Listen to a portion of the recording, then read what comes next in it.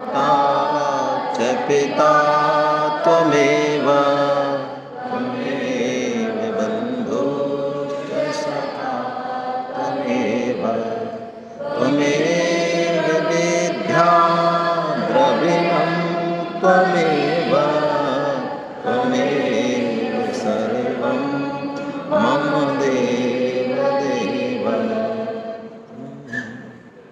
हरे कृष्ण।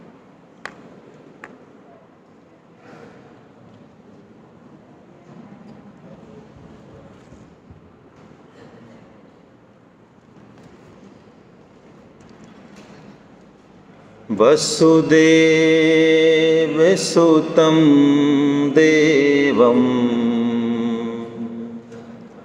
कंसचाणूरमर्दनं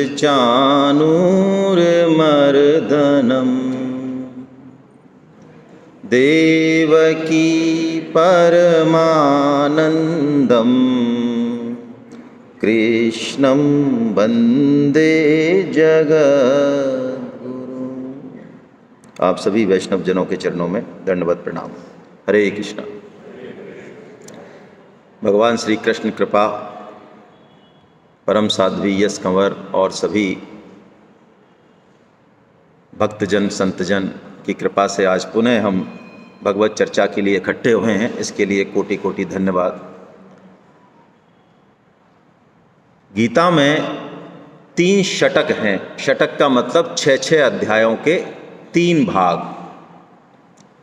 पहले जो 6 अध्याय हैं उनको कर्म प्रधान कहा जाता है, कर्म षटक कहा जाता है, और अंत के जो 6 अध्याय हैं उनको ज्ञान षटक कहा जाता है, क्योंकि इसमें कर्म की प्रधानता है। षटक का मतलब ऐसा नहीं समझ लें, कर्म षटक का मतलब कि उसमें ज्ञान और भक्ति नहीं है। ज्ञान षटक का मतलब ऐसा नहीं समझ लें कि उसमें कर्म और भक्ति नहीं है, ये संभव ही नहीं है। गीता पे चर्चा करते समय, गीता की टीकाओं में प्राय हमको ये मिलता है कि हम कोई न कोई एक अति पकड़ लेते हैं। जैसे मैं कहूँ, मेरे विचार में तो गीता में कर्म ही है, बस कर्म प्रधान विश्व करि राखा। कोई कहे नहीं गीता में तो भक्ति ही प्रधान है, नहीं। जैसे ये शरीर की जो संपूर्णता है, जो समग्रता है, उसमें ये ज्ञान षटक भी चाहिए, ये कर्म षटक भी चाहिए, और ये भक्ति षटक भी चाहिए। जो गुप्त से गुप्त भाव है वो हृदय में प्रकट होंगे। लेकिन जैसे अकेले हाथ पैर कुछ नहीं कर सकते, अकेला हृदय कुछ नहीं कर सकता, अकेला मस्तिष्क भी कुछ नहीं कर सकता, हमको इस जीवन को और इस गीता को इसी समग्र भाव से देखना होगा। भगवान अभी 7वें अध्याय में जो बात उठा रहे हैं, ये इतनी विलक्षण बात है कि इस पर हमें सोचने की, विचार करने की बहुत ज़रूरत है। हालांकि गीता का मुख्य सब्जेक्ट कहीं नहीं मिलेगा ऐसा आपको सुनने में कि समग्रता, लेकिन गीता का ये बहुत ही मुख्य बात है, ये समग्रता। समग्रता के कई मायने हैं, थोड़ी सी हम चर्चा करें। एक चर्चा तो ये हो गई कि ज्ञान, भक्ति और कर्म, ये 3 मिलके ही समग्र हो सकते हैं। श्रीमद् भागवतम की कथा हम प्राय सुनते रहते हैं, आप याद करें, कथा बहुत सुनी है हमने। भक्ति महारानी दुर्बल हो जाती हैं, यौवन अवस्था में ही बूढ़ी हो जाती हैं और उनका कहीं कोई ट्रीटमेंट नहीं होता है। और उनके जो पुत्र हैं, महाराज जी समर्थन कर रहे हैं मेरी बात का, उनके जो पुत्र हैं भक्ति और वैराग्य, वो भी दुर्बल हो जाते हैं, ज्ञान और वैराग्य। तो तात्पर्य क्या है? हमारे जो पुराण हैं उनमें बहुत सूक्ष्म बातों को रूपक के रूप में कह दिया गया, जिसको नहीं समझने के कारण हम पढ़े लिखे लोग कह देते हैं ये सब पुराण पंथी बातें हैं, पोंगा पंथी बातें हैं। उसके रूपक को, उसके तात्पर्य को तो हम समझ नहीं पाते और उसको हम किस्से कहानियाँ समझ लेते हैं। वो किस्से कहानियाँ क्यों गढ़ी गईं? इसलिए गढ़ी गईं कि हमारी सामर्थ्य नहीं है कि हम वेद के और गीता के तत्व को खोद के निकाल सकें। इसलिए कहानियों के माध्यम से हमें वहाँ पहुँचाया जा रहा है। भक्ति रूपी माँ तभी यौवन अवस्था में आती है, पुष्ट होती है, इष्ट होती है, जब उसके ज्ञान और वैराग्य रूपी बेटे भी तंदुरुस्त हो जाते हैं। त्रिवेणी संगम जो है उसमें गंगा, जमुना, सरस्वती, हमें 3 नदियां हैं। अब एक हमें दिखती नहीं सरस्वती, लेकिन वो है। गंगा जमुना दिखती है, बिना 3 के त्रिवेणी हो नहीं सकती। ऐसे ही बिना ज्ञान, कर्म और भक्ति की त्रिवेणी के कोई भी योग में हम आगे नहीं जा सकते। ये लिख के रख लें। चलें हम एक रास्ते पे, उसमें कोई समस्या नहीं है। मैं ज्ञान रास्ते पे चल सकता हूँ, मेरा उस तरह का स्वभाव है। मैं भक्ति के रास्ते पे चल सकता हूँ। स्त्रियों में श्रद्धा और विश्वास मुख्य होता है, तो भक्ति मार्ग उनको अपील करता है। किसी को कर्म मार्ग अपील कर सकता है, बिल्कुल सही है, कहीं कोई दिक्कत नहीं है। लेकिन बाकी 2 उस सिद्धि के लिए बहुत जरूरी है। एक कथा आपकी किताब में है, छोटी सी कथा है, लेकिन हम लेते हैं उसको। एक गांव में आग लग जाती है और उस गांव के किनारे पे एक झोंपड़ी में एक अंधा और एक लंगड़ा रहता है। अंधा और एक, अब कहानी है तो रूपक है ये। अंधा जिसे ज्ञान दृष्टि नहीं है, लंगड़ा जिसमें कर्म करने की इच्छा नहीं है। तो वो आग, सारे गांव वाले भाग जाते हैं, उनका किसी को ध्यान नहीं रहता। अब आग उनकी झोंपड़ी में आ जाती है। अब कैसे जाएं भाई? अंधा तो कहाँ भागे और लंगड़ा कैसे जाए? लेकिन वो जो अंधा होता है वो लंगड़े से कहता है, आ जरा चढ़ जा मेरे कंधे पे और तू रास्ता बताता जा और मैं चलता जाता हूँ। और वो उस आग से पार हो जाते हैं। इस भवसागर से पार होने का तरीका भी यही है। भक्ति करते हुए प्राय हमें वैराग्य जग जाता है। हमारी आज बात हो रही थी, ये मरघटिया वैराग्य है कि मैं बहुत तेज भक्ति करना चाहता हूँ, इसलिए मैं वॉलंटरी रिटायरमेंट लेना चाहता हूँ। तो ये जो कर रहे हो ऑफिस में, ये क्या है? जिस दिन जीवन भक्ति हो जाए तब वास्तविक भक्ति है। भक्ति कोई एक पार्ट नहीं है, अध्यात्म कोई एक पार्ट नहीं है, जैसा कि हम मानते हैं कि ऐसा करते हैं आधा घंटे। भगवान जी कहाँ बैठे हो आप? हाँ, एक आले में बैठे हैं। हाँ, उनका तो वही स्थान है। हमारे लिए तो 20 बाई 24 का बेडरूम है, उससे बिना हमारा काम नहीं चलता। भगवान जी को तो एक आले में बैठा रखा है। अच्छा, तो ठीक है, अब आपको सुबह अगरबत्ती कर दी और आपकी पूजा कर दी। अब 24 घंटे क्या आप अब आपका ही करते रहेंगे क्या? हमारा भी तो भक्ति एक हमारे लिए एक पार्ट है ना, ऐसा हो नहीं सकता। भक्ति और अध्यात्म हमारा जीवन है, हमारी सांस है, हमारे ज्ञान और कर्म का आधार है। पक्षी के 2 पंख होते हैं, ज्ञान और कर्म रूपी। आपको लगता होगा कि 2 पंखों से पक्षी उड़ान भर सकता है, हाँ, लेकिन उसको हवा, भक्ति चाहिए, भक्ति, उसके बिना कुछ नहीं होगा।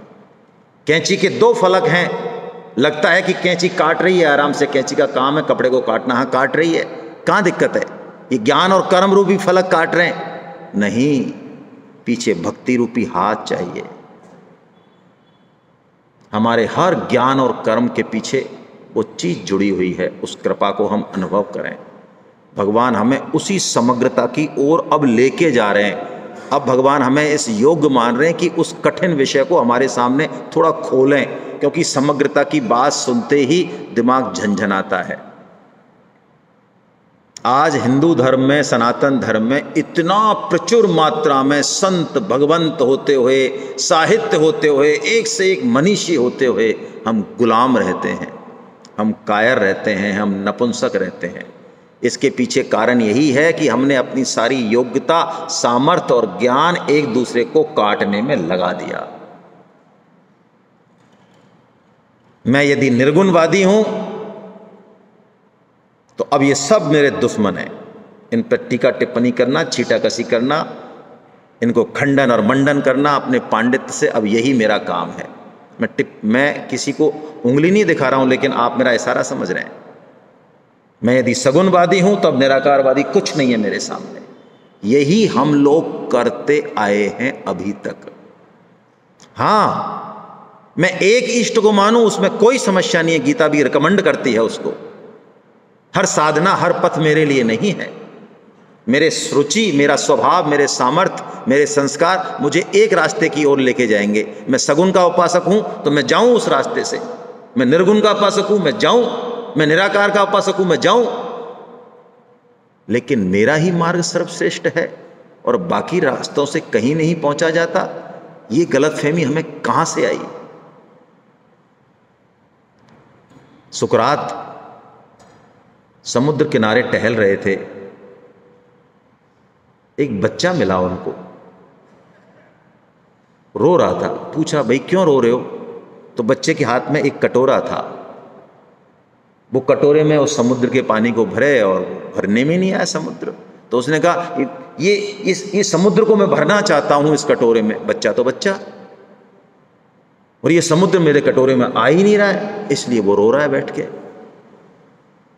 सुकरात ने उसके चरण स्पर्श किए कि जो बात मुझे गुरुओं से और शास्त्रों से नहीं मिली, मुझे इस बच्चे ने आज सिखा दी।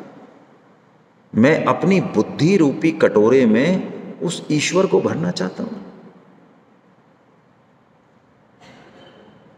कैसा मूर्ख राज हूं मैं डिसाइड करूंगा अपनी बुद्धि से कि ईश्वर साकार है, कि ईश्वर निराकार है, कि ईश्वर निर्गुण है, कि ईश्वर सगुण है। हां, वो सब कुछ हैं, वो सब कुछ हैं और वो सब कुछ से परे भी हैं। लेकिन हम ये मताग्रह नहीं रखें, नहीं तो उस समग्र की हमें अनुभूति नहीं होगी। भगवान यहां बहुत ऐसी घोषणा कर रहे हैं, अर्जुन मैं तुझे अपने समग्र रूप को बताऊंगा। उसी समग्रता में भगवान जो है ये बताते हैं कि अर्जुन, ये संपूर्ण संसार ये मेरा ही रूप है। कण कण में मैं ही हूं, पीपल में, ये जो वृक्षों में पीपल है वो मैं ही तो हूं, और कौन है? ये सारे ऋषि मुनि, पेड़ों में ये, फलाने में ये, समुद्र, सूरज, चंद्रमा, तारे, सब मैं ही हूं। फिर भगवान इस चीज को प्रत्यक्ष भी दिखाते हैं, विश्वरूप भी दिखाते हैं। उस समग्रता का हमें अनुभव हो जाए, एक बार उधर दृष्टि चली जाए हमारी, फिर हम किसी एक पद्धति पे चलें, कोई समस्या नहीं है। आया नहीं बेटा? कोई बात नहीं, आराम से आ जाएगा। अच्छा, तो फिर ये अभी तो आया नहीं, वहाँ से कनेक्शन सारा बंद हो गया। अच्छा, आ गया, चलिए ठीक है, ऐसे रह जाएगा, कोई दिक्कत नहीं। फिर गया ये, इससे प्रॉब्लम है, इससे। चलो कोई नहीं।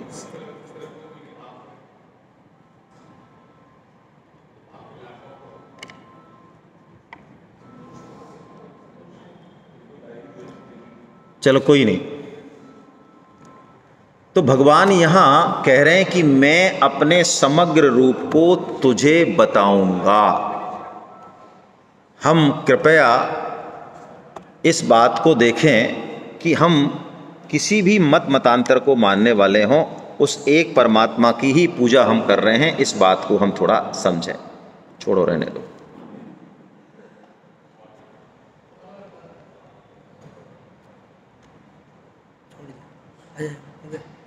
ठीक है, अब इस बात को हम कैसे समझें? क्या हो रहा है?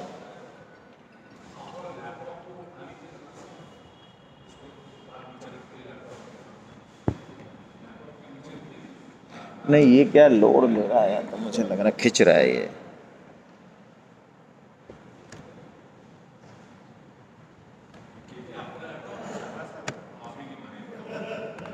किसी और जगह लग जाएगा क्या? चलिए कोई बात नहीं, अब ऐसे ही ले लेता हूं फिर मैं। ठीक है, अब देखिए, इस भक्ति षटक जो कि 7 से 12 तक चलेगा, ये भगवान का हृदय है। ऐसा माने अंतःपुर है भगवान का, अंतःपुर। देखिए, रथ में हमारी कल शरीर रूपी रथ की चर्चा हुई। शरीर रूपी रथ में इंद्रियां घोड़े हैं, मन लगाम है, बुद्धि सारथी है, और हम कौन हैं? रथी।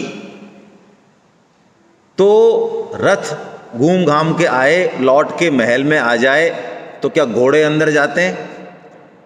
समझें इस बात को, बहुत गहरी बात है। क्या लगाम अंदर जाती है? क्या सारथी अंदर जाता है? कौन जाता है? रथी ही अंदर जाता है। हम मन बुद्धि नहीं हैं, हम सारथी भी नहीं हैं, हम कौन हैं? रथी हैं। तो अब भगवान अपने अंतःपुर के दरवाजे खोल रहे हैं हमारे लिए।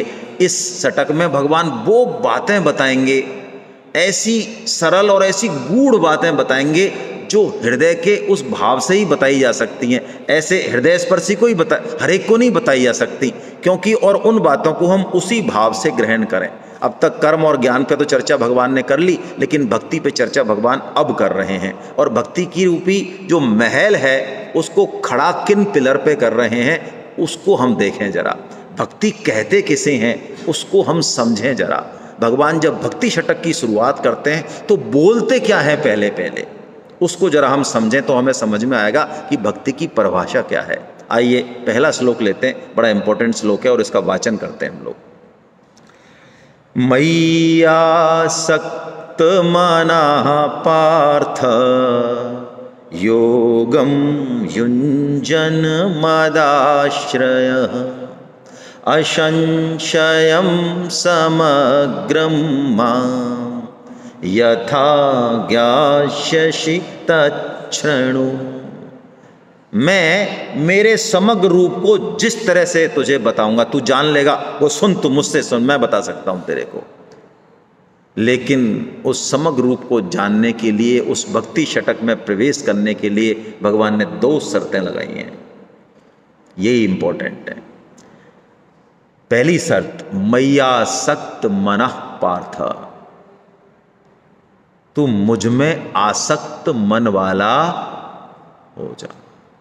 देखिए बड़ी जोरदार बात है, इसको थोड़ा समझें। 6 अध्याय तक भगवान आसक्ति का, कामना का निषेध करते रहे। कल दिन भर भगवान ने यही कहा कि कामना छोड़ दे, कामना छोड़ दे, आसक्ति छोड़ दे, ये सब डुबोने वाली है। और आज भक्ति की शुरुआत किससे कर रहे हैं? आसक्ति से कर रहे हैं। वाह! इसका मतलब कामना और आसक्ति अपने आप में तो बुरी नहीं है।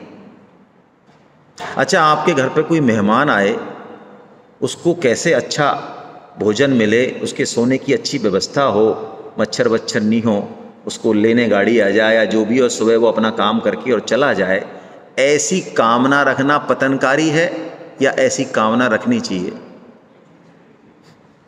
रखनी चाहिए। अब मेरे मन में तो नहीं है, लेकिन मेरे से रहा नहीं जाता कहे हुए, वैसे बड़ाई नहीं करनी चाहिए। मैं कोटि कोटि प्रणाम करता हूँ माथुर साहब के चरणों में। कांग साहब हैं और भी बहुत सारे लोग, महावीर शर्मा साहब, बहुत सारे लोग। IAS होना कोई आसान काम तो नहीं है, बहुत मेहनत लगती है ना। ऐसे ही कह देते हैं हम कि IAS क्या हो, वो गलत बात है। कोई करोड़पति अरबपति है तो क्या है तो करोड़पति है ना, ऐसा नहीं है। लेकिन बहुत हुए हैं, एक से एक हुए हैं, अनगिनत हुए हैं और आगे भी होते रहेंगे। IAS होना, अरबपति होना कोई बड़ी बात नहीं, लेकिन उसको पचा जाना बड़ी बात है। और वो प्रेरणा भगवान की कृपा से आती है। एक एक व्यक्ति के लिए पूछना, भाई क्या है, कैसे है, क्या अच्छा है, क्या ठीक लगा, ये क्या है, क्या लगता है। ये जो कामना है, ये हमारी भौतिक कामना का सर्वनाश कर देती है। जैसे ही हमें दूसरों को सुख कैसे मिले, पति पत्नी भाई बंधु जो भी है, उसको कैसे वो अपग्रेड हो जाए, यदि ये कामना आ गई तो ये हमारी जो भौतिक कामना है, जिसका कि भगवान निषेध करते हैं, उसको खत्म कर देगी। और फिर भौतिक कामना के खत्म होने के बाद ही भगवान का प्रेम रस और भक्ति उदय होता है, उससे पहले नहीं होता। यदि कामना भगवत प्राप्ति की है, भगवान का काम करने की है, पद सामर्थ्य बहुत बड़ी बात है, लेकिन इससे भी बड़ी बात है कि उसको हम भगवान के काम में लगा दें। धन बड़ी बुराई नहीं है। धन में, गीता में एक श्लोक आप नहीं बता सकते जहां कह दे कि धन की बुराई की हो गीता ने, ना, बुराई किसी और चीज में है, गीता वही इंगित करती है। यदि आसक्ति भगवान में है तो यही भक्ति है। मैं पूछूं, यदि हमें कोई बहुत बड़ा ऑर्डर मिलने वाला हो और 2 करोड़ का उसमें लाभ है हमको, और हम बैठे हैं और वो 2 घंटे बाद हमारी मीटिंग फिक्स है, तो लगातार 2 घंटे उस ऑर्डर का चिंतन होता रहेगा ना, या करना पड़ेगा? जहां हमारी अभी आसक्ति है धन में, बच्चे में, एक माँ को वो ऑफिस जाए, पहली बार ऑफिस गई मान लो मैटरनिटी लीव के बाद, तो उसको अपने बच्चे की याद करनी पड़ती है या आती है? आती है, आती है। भक्ति वो जिसमें मन, प्राण और इंद्रियां याद नहीं करनी पड़े, भगवान की तरफ उन्मुख हो जाए, बस वो भक्ति है। दशरथ जी को देखें आप, विश्वामित्र जी आते हैं, सबसे ऊंचा प्राण होता है शरीर में। ये जो शरीर मरता है ना, तो कहते हैं आत्मा मरती है, आत्मा आत्मा नहीं मरती है, प्राण ही निकलता है वस्तुतः। जैसा कल बताया, सूक्ष्म शरीर, प्राण को कोई किसी के लिए नहीं देता, झूठी बात है। वो बिरले हैं लोग जो अपने प्राण उत्सर्ग कर देते हैं, वो बिरले हैं, नमन है उनको, होते हैं ऐसे। लेकिन हम स्वार्थी नहीं दे सकते इतनी आसानी से प्राण। उन प्राणों के लिए दशरथ जी कहते हैं कि देह प्राण ते प्रिय कछु नाही है। उन प्राणों को भी मैं एक निमिष में दे दूं, एक सेकंड से भी अल्प भाग में गोस्वामी, लेकिन राम देत नहीं बने ही गोसाई। हे महाराज, राम को मैं नहीं दे सकता। क्यों भाई? राम मेरे प्राण है, प्राण है, प्राण है। और ये कह नहीं रहे वो जी रहे हैं। ये हम तो कहते हैं तुम हमारे प्राण हो, और तुम चले भी जाओ कहीं ऊपर तो भी हमारे बहुत आराम से, और बल्कि मुस्कुराहट हो सकता है बढ़ जाए। दशरथ जी ने वो जी के दिखाया। कैकेयी को कहा कि सब ले ले, जो कुछ चाहिए सब ले ले, राम को वनवास मत भेज। क्यों? मेरे प्राण बचेंगे नहीं। और आप पूरी रामायण पढ़ लें, रघुवंशी की रीत रही होगी, है ना, प्राण जाए पर बचन ना जाए। दशरथ जी ने अपने मुंह से भगवान श्री राम को वनवास जाने के लिए नहीं कहा है। आप बता दो कोई चौपाई यदि हो तो, मुझे नहीं मिली।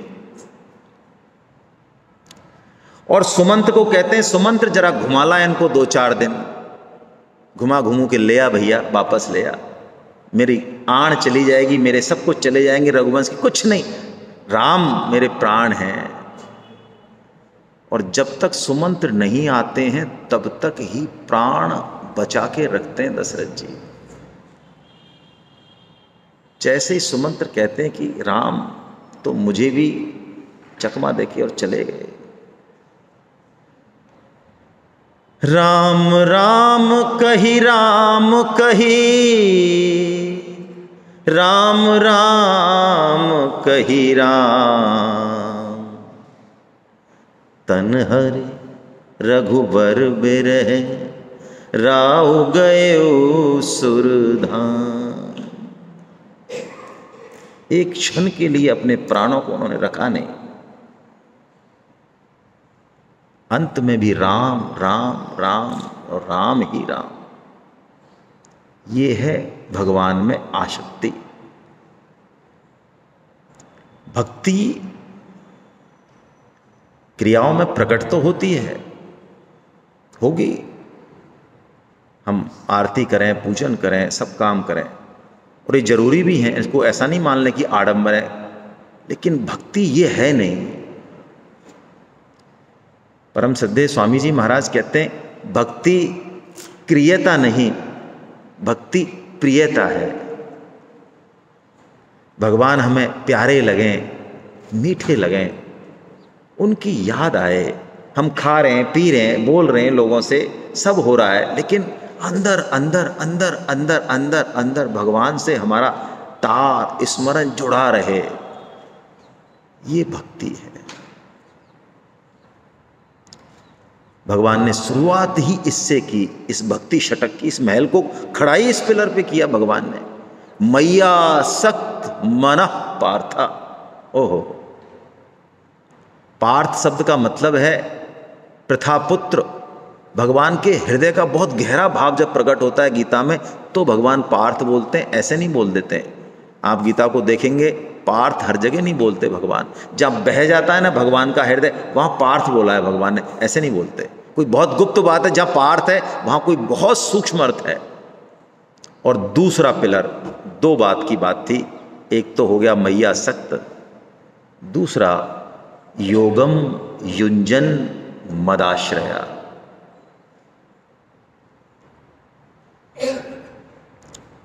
योग का युंजन कर, यानी साधना कर, मेहनत कर, अभ्यास कर, नाम जप कर, दूसरों का हित कर। जो तेरी शरीर, सामर्थ्य, धन, पद, विद्या, ऐश्वर्य, रूप, जो कुछ तेरे पास दिया है मैंने, उसको सबका इस्तेमाल कर, बहुत अच्छे से कर।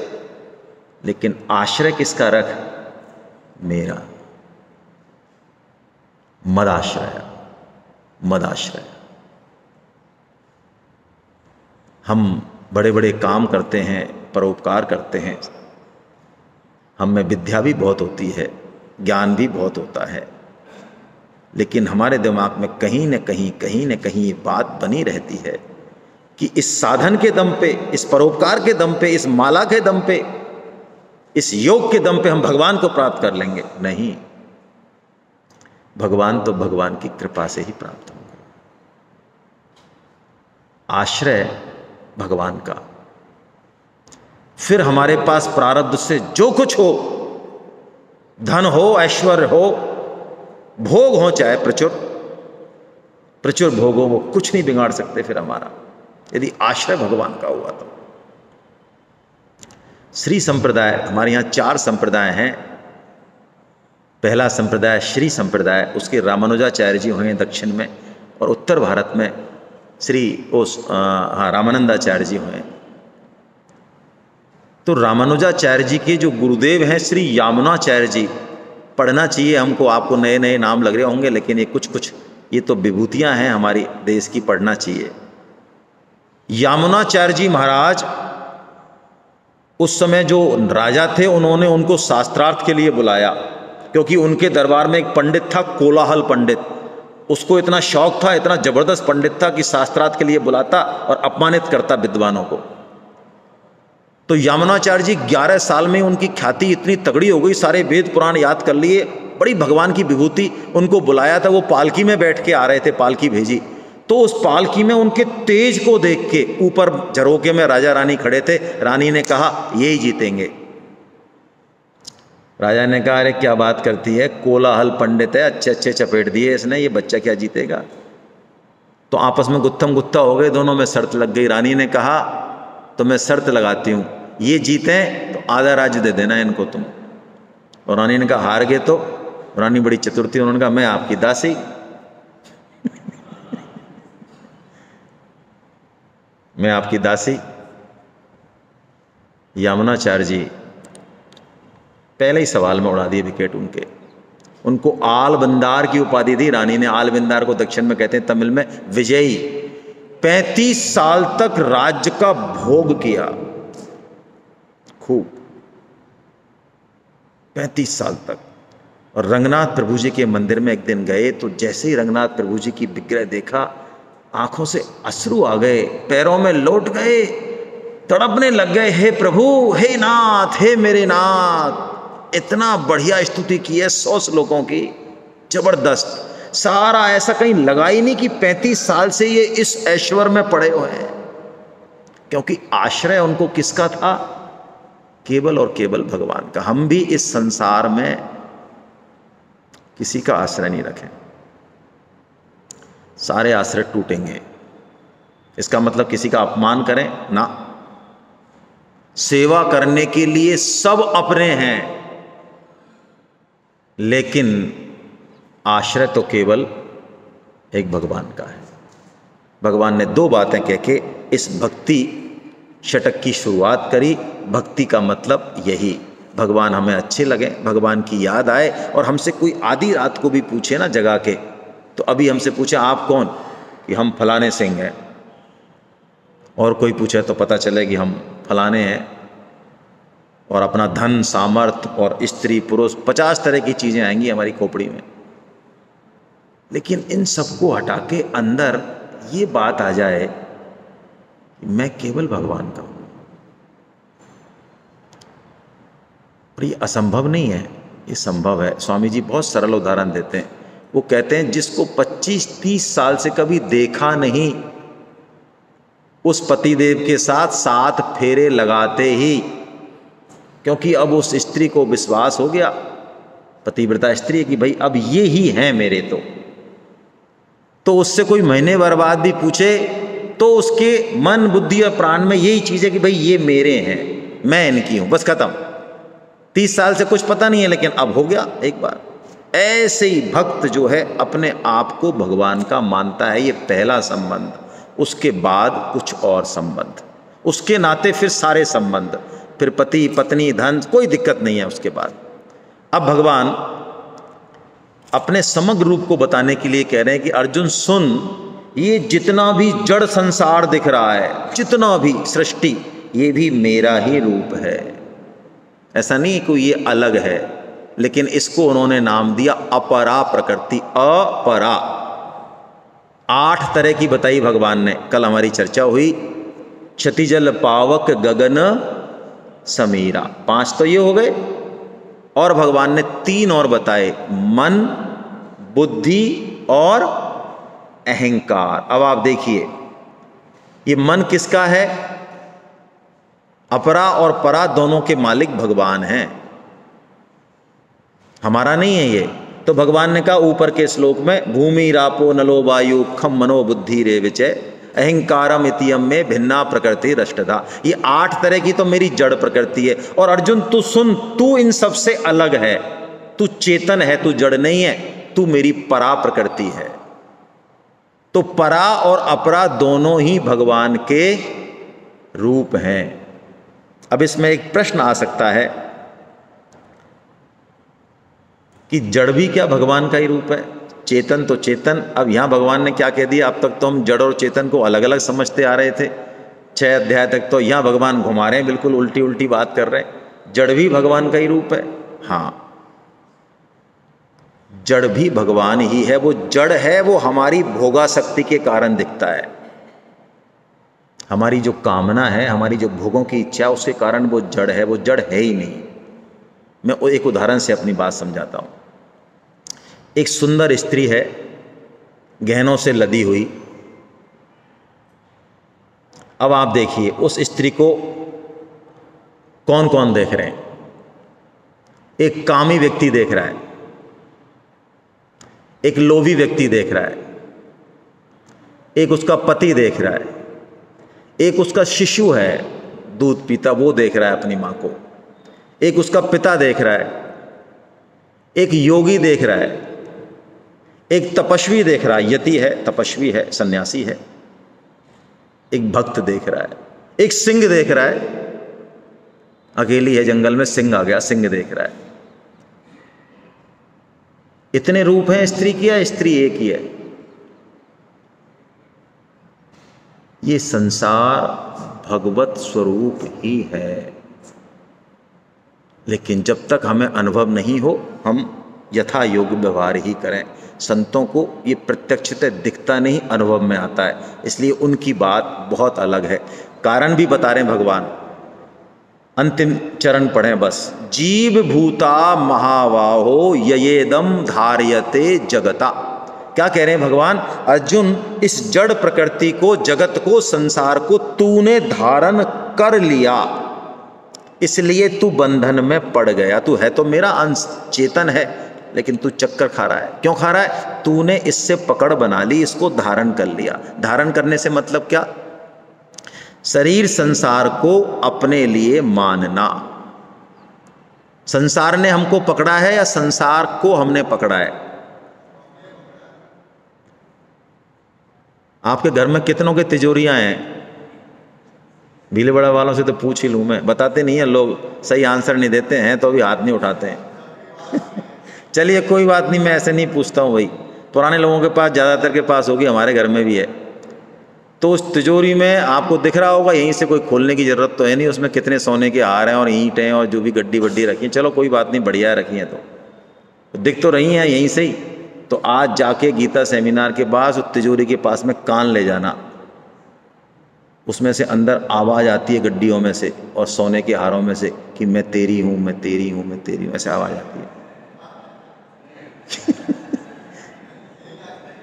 अरे सुनिए कई लोगों ने तो नहीं आती है। अरे थोड़ा थोड़ा पास ले जाके सुनना, आती है मेरे ख्याल, नहीं आती है। और यहाँ चीख चीख के भगवान कह रहे हैं कि मैं तेरा हूं, मैं तेरा हूं, मैं तेरा हूं।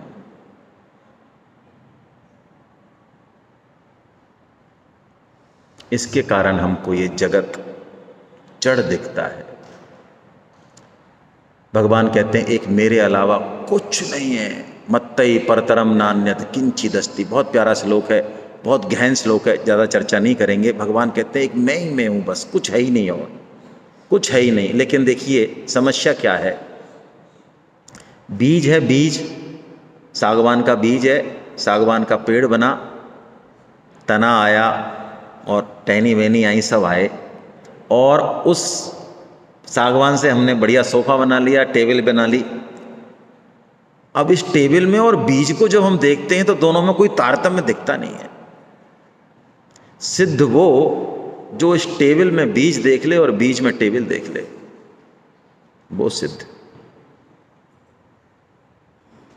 क्योंकि टेबल आई कहां से, बीज ना होता तो आ जाती क्या। ऐसे ये संसार भगवान से ही प्रकट है, लेकिन हमें दिखता नहीं। तो भगवान कारण बता रहे हैं कि ये जो माया है, माया मतलब ये जो जड़ प्रकृति है जो तेरे को बड़ी सुंदर दिखती है, इस माया के कारण तेरे और मेरे बीच में एक पर्दा पड़ जाता है। उस पर्दे के कारण तू मेरे वास्तविक स्वरूप को जान नहीं पाता। क्या करें महाराज, कैसे हटाएं उस पर्दे को। भगवान ने कहा देखो बहुत मुश्किल है पर्दा हटाना, बड़े बड़े योगी मुनि हार गए, लेकिन फिर भी एक टेक्निक है मेरे पास, यदि तू उस टेक्निक का इस्तेमाल करे तो काम हो जाएगा। अच्छा महाराज बताओ क्या टेक्निक है। तो वो टेक्निक बता रहे हैं भगवान इस श्लोक में। आइए इस श्लोक का वाचन करें। दैवी ही ऐसा गुणमयी मम माया दुरत्यया मामेव ये प्रपद्यन्ते माया मेताम तरन्ति ते। भगवान कहते हैं मेरी माया, दैवी ही ऐसा गुणमयी मम माया। हेलो, माया किसकी?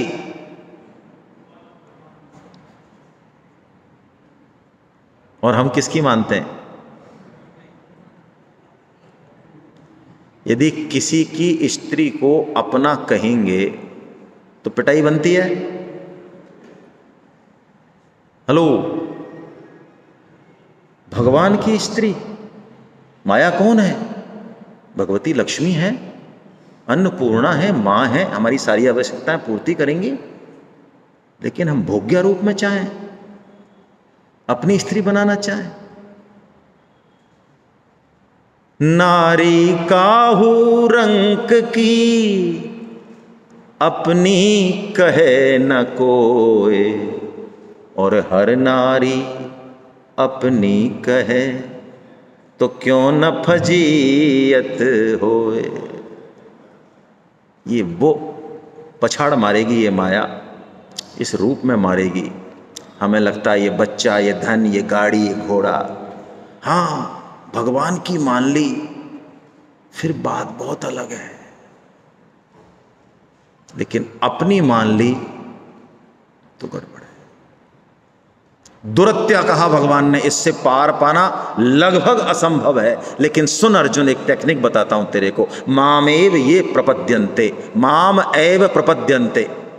केवल और केवल तू यदि मेरी शरण हो जाए तो माया मेताम तरंती थे, तू इस माया को तर जाएगा।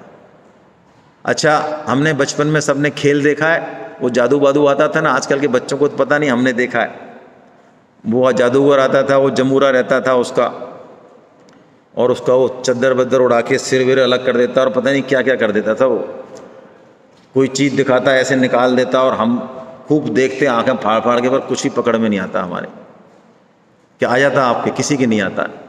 अच्छा, लेकिन बताओ, जादूगर जो माया दिखा रहा है वो हमारे ऊपर तो प्रभावी है, उस जमूरे को लग रही है क्या वो माया? जमूरे को नहीं लग रही।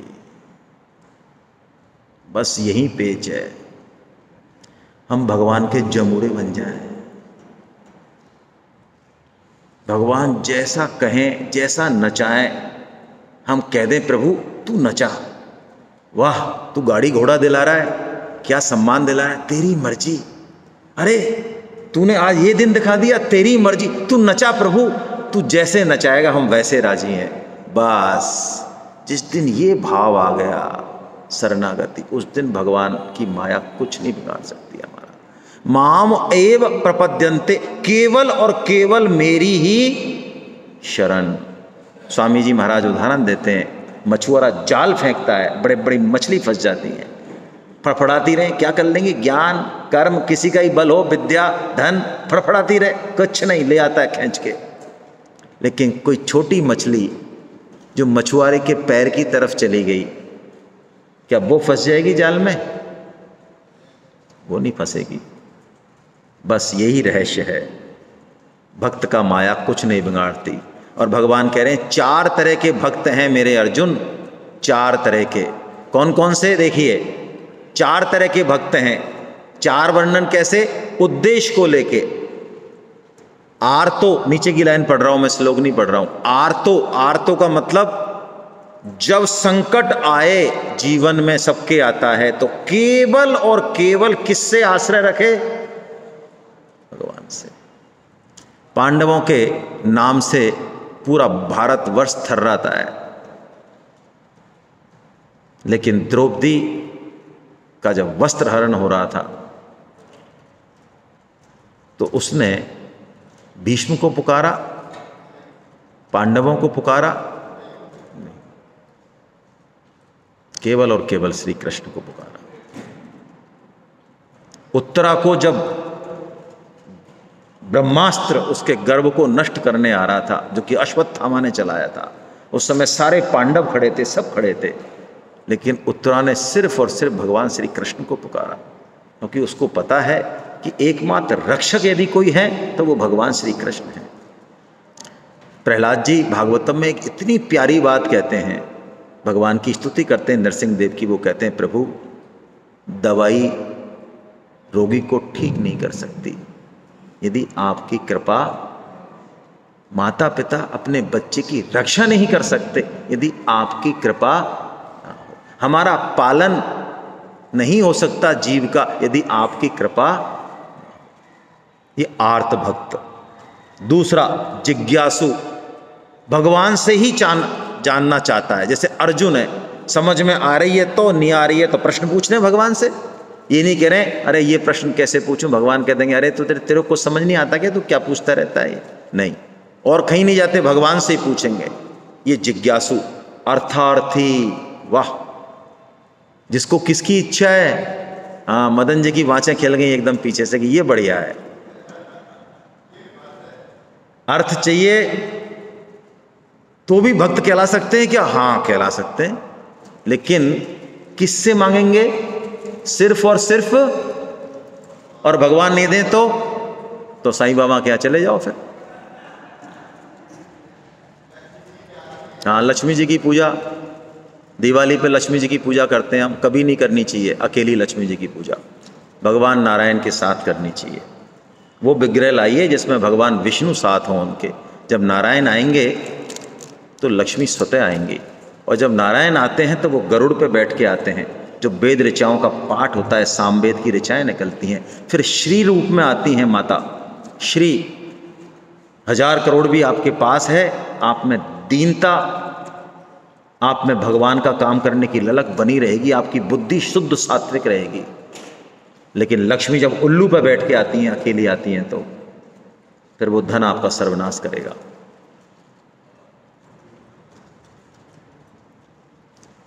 ये अर्थार्थी, जैसे कि ध्रुव जी ने भगवान का भजन किस लिए किया? किस लिए किया? भक्ति के लिए किया। राज्य चाहिए था उनको, इसलिए किया, तो भगवान ने भक्त कहा। और ज्ञानी वो जो भगवान से कुछ ना चाहे, कुछ भी नहीं चाहे। वो तो ये चाहता है उल्टा कि भगवान बताओ आप कैसे राजी हो, हम तो उसमें राजी हैं, वो बताओ आप। सूरदास जी के पास भगवान आते हैं, लीला करते हैं, उनके साथ खेल खेलते हैं, और उन्हीं लीलाओं को, भगवान की क्रीड़ाओं को सूरदास जी ने अपने भजनों में उतारा है। ये जो भजन है सूरदास जी के, कबीर जी के और बाकी भक्तों के, ये कोई तुकतान वाले नहीं है फिल्मी भजन जैसे आजकल हम गाते हैं भजनों में। सत्संग के नाम पे हम जो भजन गाते हैं फालतू के फिल्मी धुनों पे, ये कचरा हम बंद करें। शुद्ध भक्तों के भजन गाने चाहिए बिल्कुल, चाहे ले बैठे नी बैठे। तो सूरदास जी के पास जब भगवान आते तो वो पूछते, अच्छा सूरदास जी कोई बर मांग लो, कोई बर मांग लो। सूरदास जी परेशान हो गए, कहते क्या महाराज तुम रोज रोज बर मांगो करते रहते हो। अच्छा एक चीज़ बताओ आप, हम बर मांग लेते हैं, अभी जैसे हम आपको याद करते हैं आप तुरंत हाजिर हो जाते हो, तो हम बर मांग लेंगे, उसके बाद भी क्या आप ऐसे ही आते रहोगे? भगवान चुप हो गए, बोले नहीं। निष्काम भक्त के पीछे पीछे भगवान घूमते हैं, वो ज्ञानी भक्त कहा भगवान ने। लेकिन भगवान बता रहे कामनाओं के कारण, कामस्तेते हृत ज्ञाना, कामनाओं के कारण हम भगवान की पूजा नहीं करके और विभिन्न देवी देवताओं की शरण में चले जाते हैं।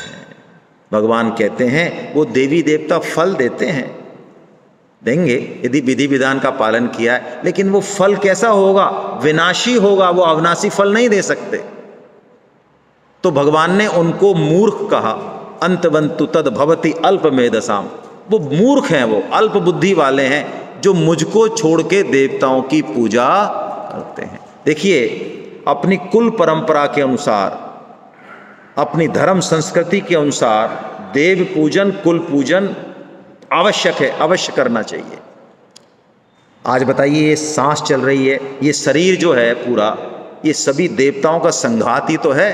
ये 14 देवता तो प्रत्यक्ष हैं इसमें। 5 कर्मेंद्रियां, 5 ज्ञानेंद्रियां, मन बुद्धि चित्त और अहंकार और प्राण, इनके बिना एक क्षण भी हमारा चलेगा क्या? तो उनसे द्वेष नहीं करना है, लेकिन उनसे कुछ चाहे ना। चाहे तो क्या, जिससे भी देवता से प्रार्थना करें उससे यही प्रार्थना करें कि हमें कैसे भगवान की भक्ति मिले, हमारा कल्याण हो, हमारा प्रेम कैसे हो भगवान में। ये हम मांगेंगे तो वो देवता भी भगवत स्वरूप हो जाएंगे। अरे देवता तो बहुत दूर की बात है, यदि निष्काम भाव होगा तो पत्थर उद्धार कर देगा हमारा, पत्थर। और हम क्या पत्थर को इसलिए पूछते हैं? हम पत्थर को थोड़ी पूछते हैं। तुलसीदास जी को भगवान से किसने मिलाया? आपको पता होगा, प्रेत ने मिलाया। हाँ प्रेत ने मिलाया। कौन बोला? जब वो सुबह सुबह जाते शौच के लिए, देखिए संतों का हर चीज, उनका संग, उनका स्पर्शन, उनकी वाणी, उनके दर्शन, सब बहुत लाभदायक होते हैं शुद्ध भक्तों के। तुलसीदास जी जाते शौच से बचा हुआ जल एक झाड़ी में पटक आते।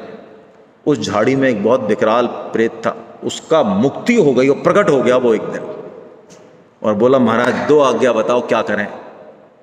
आप कहो तो आपके पड़ोसी को निपटा दें।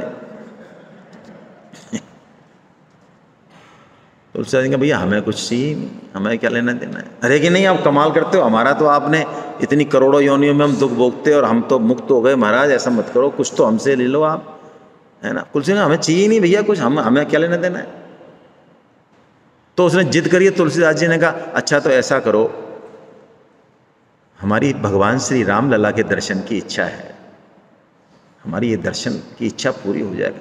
और उनका महाराज देखो ये तो मेरे बस की बात नहीं है। हम यदि देवी देवताओं के सच्चे भक्त हैं तो जरा उनसे बात तो करें कभी, और ये मांगे तो सही, तो वो बताएंगे कि उनकी क्या सीमाएं हैं। तो उन्होंने कहा मैं राम जी के दर्शन तो नहीं करा सकता, लेकिन तुमको मैं हनुमान जी के दर्शन करा सकता हूँ, और हनुमान जी के दर्शन तुमको राम जी के दर्शन करा देंगे। और यही हुआ। तुलसीदास जी ने खुद ने लिखा है, एक प्रेत के कारण उनको दर्शन हुए। तो भगवान ने कहा कामनाओं के कारण, सकाम भाव से, मतलब जो देव पूजन करते हैं उनका पतन हो जाता है, ऐसा भगवान ने कहा। अब बहुत प्यारा अध्याय, इसमें एक ऐसी विलक्षण बात भगवान बताएंगे। अक्षर